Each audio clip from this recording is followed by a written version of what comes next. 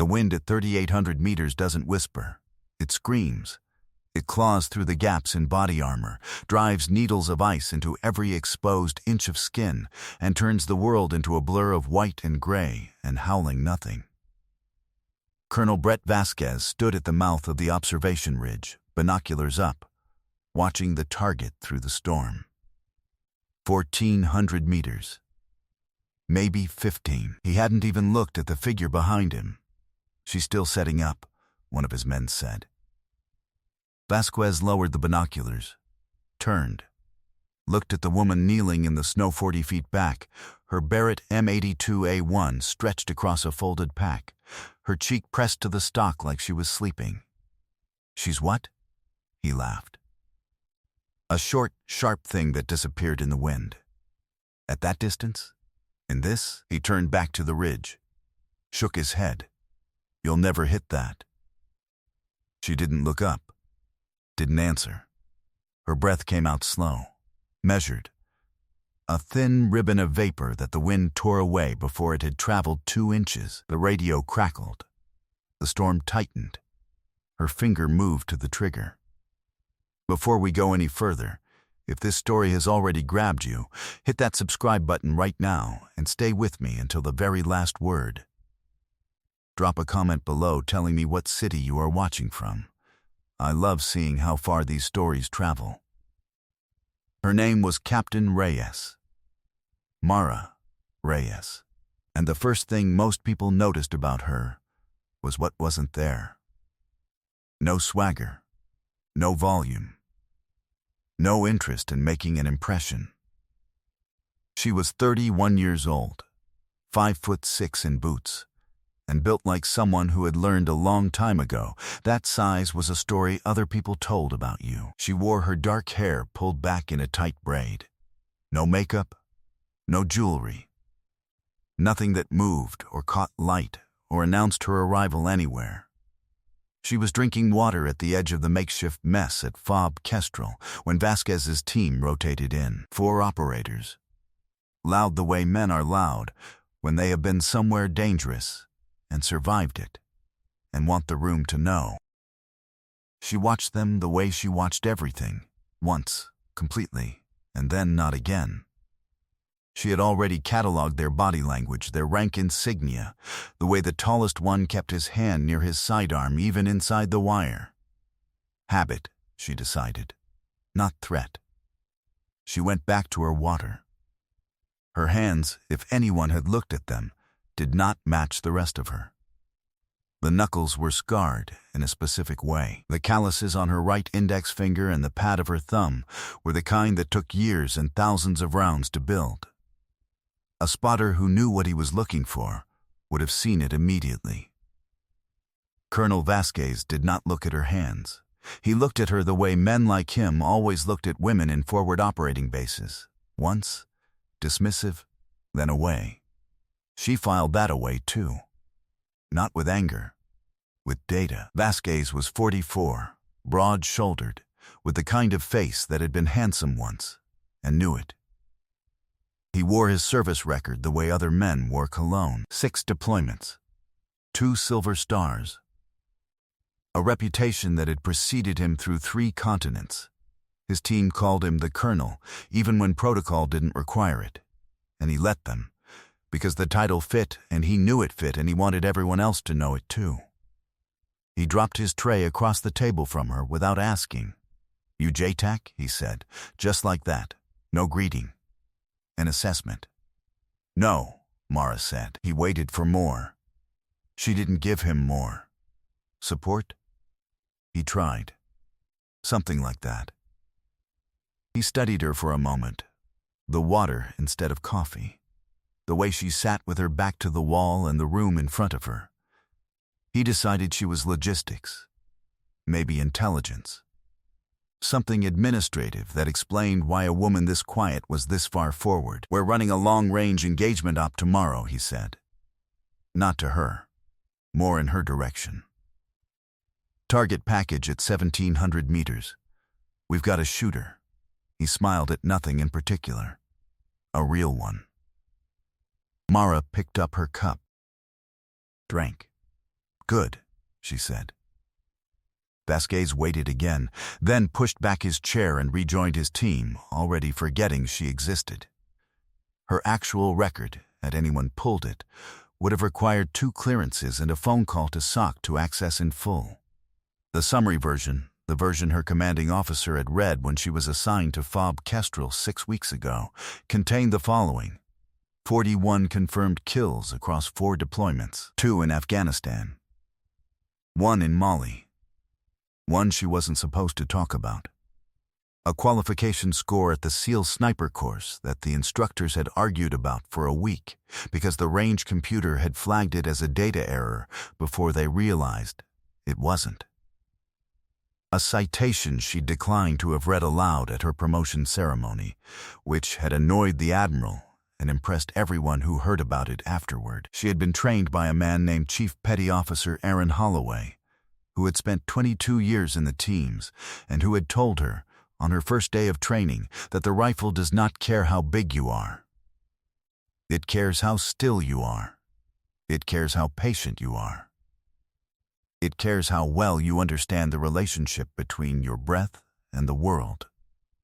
Everything else is noise.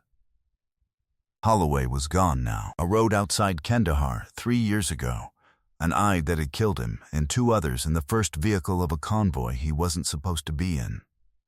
He'd traded seats with a younger operator who'd had a bad feeling that morning. The younger operator survived. Holloway did not.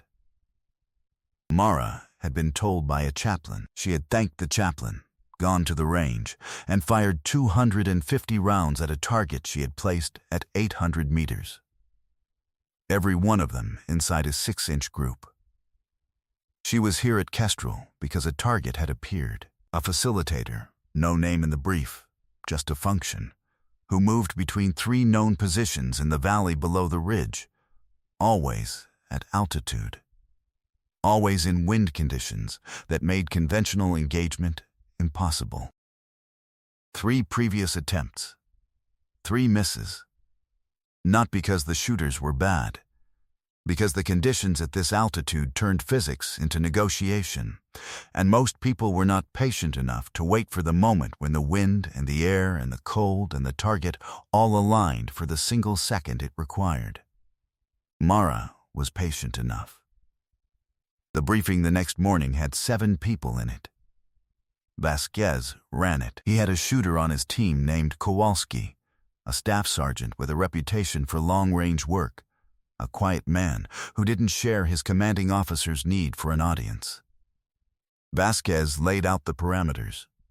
1,400-meter shot, estimated. Crosswind at 12 knots, gusting to 18. Target mobile, intermittent. Window of approximately 40 seconds when he crossed the open ground between 2 structures. Kowalski takes the shot, Vasquez said. He looked around the room. Any questions? Mara, standing near the back wall, said nothing. Vasquez's eyes moved past her without stopping.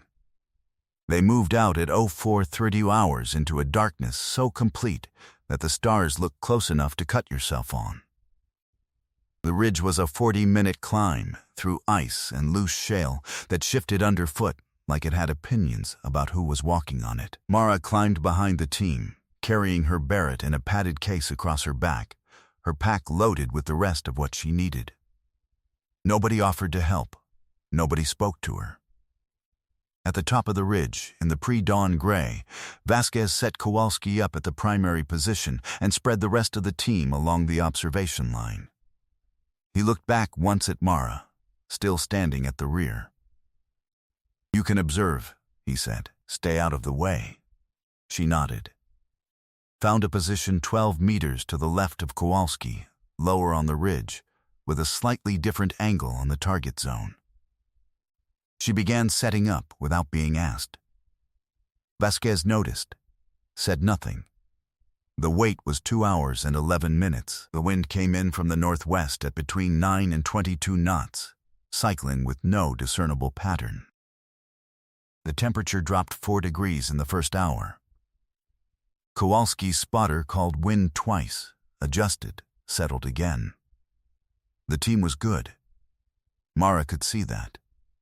Vasquez had built something competent, and competent was most of what you needed most of the time. At 0648, the target appeared. He was dressed in local clothing, moving fast, crossing the open ground between the two structures the way he always crossed it. Head down, not running, trusting the distance and the conditions to protect him the way they had protected him the 3 previous times. Kowalski fired at range 7 seconds into the crossing. The wind shifted at the moment of discharge. 11 meters left of target. The facilitator kept moving. 22 seconds of his window remaining. Wind, Vasquez said. Flat. Controlled. Kowalski adjusted. His spotter called the correction. Kowalski fired again. The target stepped behind the second structure and was gone. Silence on the ridge, the particular kind of silence that follows a miss when everyone knows what the miss costs. Vasquez stood up slowly, pressed his radio, called the reposition team in the valley. Target is mobile, he said. We lost the window. Stand by. He did not look at Mara. She was already on her rifle, not setting up, already there, had been there for 40 minutes, since the first time she had ranged the crossing point from her slightly different angle and done the arithmetic in her head and understood that from her position, the wind effect was 6% lower due to the ridge geometry. A difference that, at this distance, in these conditions, mattered. She had watched Kowalski's miss and adjusted her own calculation accordingly. The wind is cycling on a 17-second pattern, she said. Quiet. Not loud enough that it carried to everyone. Just to the spotter nearest her, who looked at her sideways and then looked at his watch and started counting. Colonel, the spotter said after a moment, something careful in his voice. Vasquez turned. He saw her at the rifle, saw the angle she was shooting from, saw the rangefinder data she had already loaded. What are you doing? He said. Waiting, Mara said. You are not cleared to engage. Kowalski is the designated I know, she said. I'm waiting. The radio crackled. Movement in the valley. The reposition team had eyes on a second possible crossing. 20 minutes, maybe 30. Vasquez looked at Mara, at the Barrett, at the angle she had chosen. You cannot make that shot, he said. Nobody can make that shot from this position. The geometry is wrong. You're looking at 3,800 meters with a 12-knot variable crosswind in conditions that 17 seconds, she said. He stopped. The wind, she said. It's cycling. You have a 17-second window inside the cycle where the gust drops to under 8 knots and holds.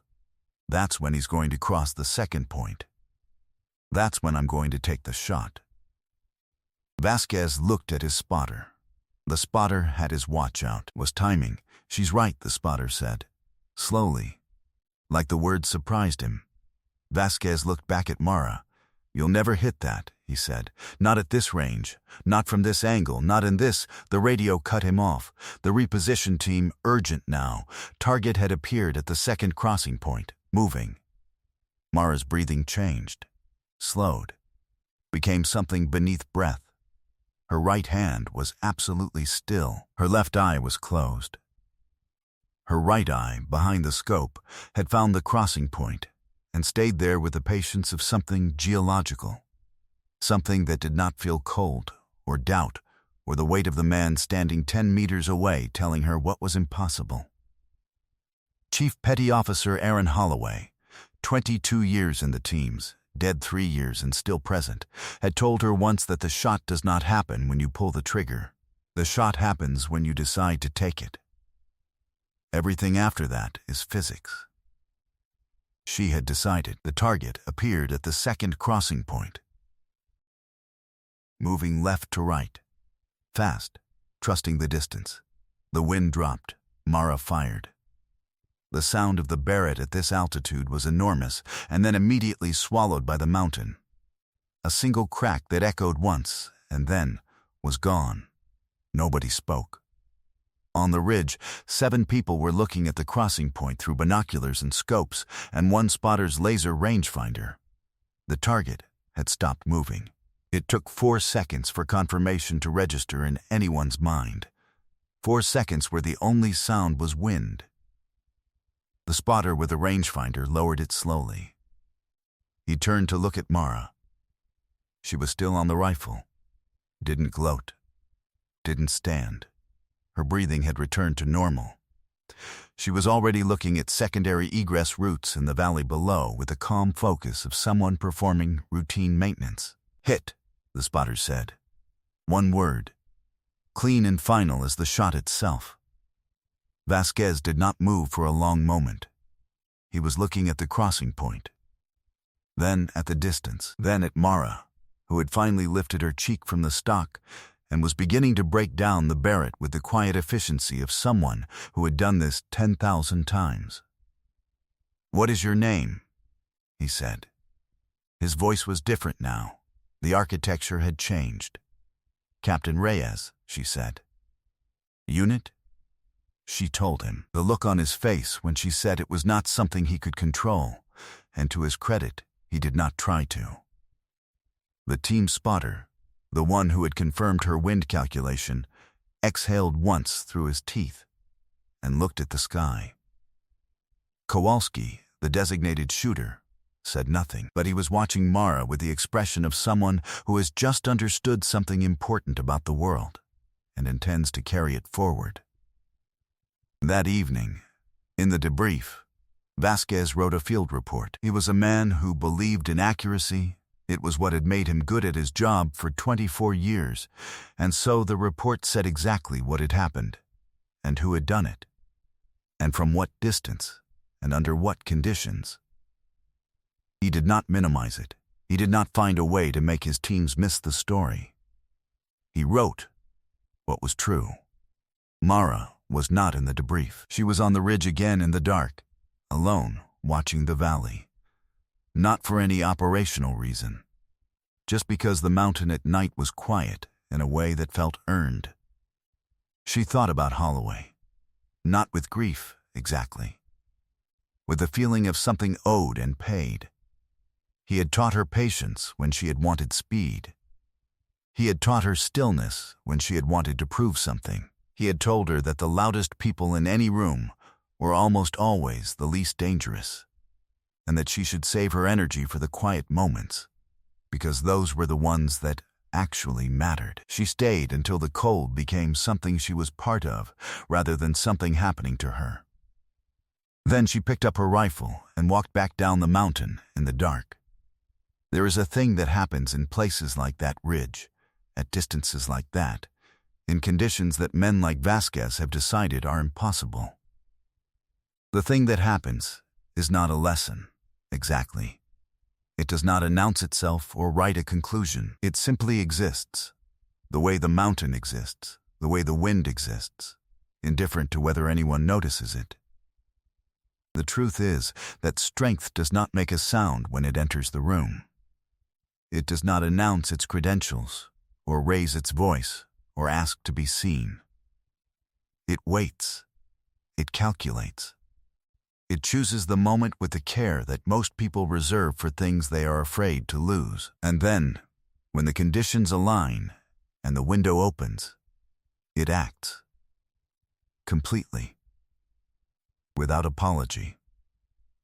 What Vasquez saw on that ridge was not a surprise. It was a correction, a realignment of what he thought he knew about what a person could carry, and how far, and in what silence. The correction did not come with commentary. It never does. The people who make those corrections are everywhere, if you know how to look for them. They are quiet. Their hands are steady. They are drinking water when everyone else is reaching for something louder. They are waiting for the wind to drop,